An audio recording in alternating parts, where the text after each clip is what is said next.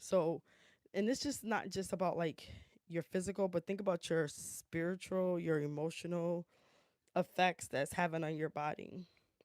Because, when we really are focused on our health and our emotions are right, we don't realize even our emotional effect has a direct effect on what happens on the scale, has a direct effect on what happens in our organs. But we have to recognize that, like, today. Like, we can't sit back, and for myself, I'm speaking to myself too.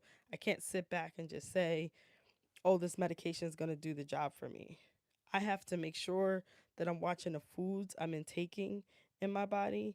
And because if I ever come off of this medicine, I need to make sure, like we all know, we want to make sure that we are maintaining to a certain effect. And there's some people who are never going to come off of it, but they may get to a maintenance dose and they still need to maintain what they're putting in. And we have to understand our health is our wealth. It's not the scale, it's our wealth, right? It's not the scale, it's our health. Somebody made a profound statement in one of the lives today. They said, like, being skinny doesn't mean healthy. And that's true. It plays a part because people probably, maybe that person doesn't have a fatty liver, right? Maybe they don't have a fatty liver, maybe they have a liver that's related to alcoholism, right? We don't know. Maybe their liver is not as healthy just because they're skinny, right? So just because someone is skinny doesn't make them overly more healthy than someone who's not. It's really your overall health. It's your nutrition. It's what are you putting in your body. So when we think about fasting, which is a big thing that I did, I fasted, like, the longest I fasted was 36 days on water with prayer. Let me say that, with water with prayer. And I don't recommend nobody do it unless you have straight guidance from, like, God telling you to do something like that. But I did mine for a particular reason.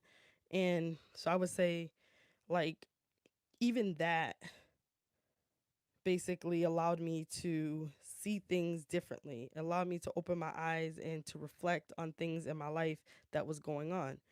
Did I do it for weight loss? No. I did it for emotional, spiritual reasons. And it's a reset.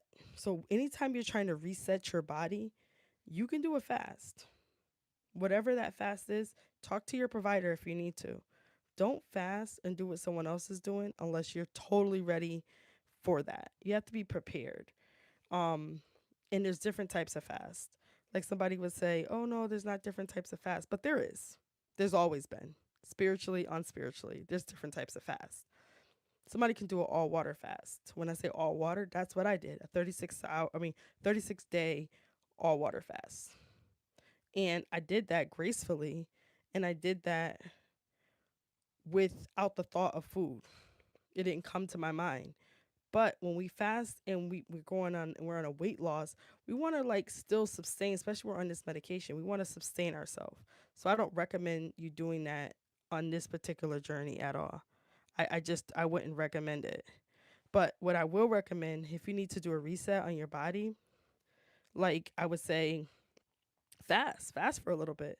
Release the things in your body, that those things you can just go on a straight, like, liquid fast if you wanted to, and you're just drinking liquid. And what I mean by that, I mean bone broth, right? You can have bone broth, you can have water, you can have things that still have a little bit more nutrition. You can make your own drinks. Go on a straight liquid fast and see how far you'll get on that.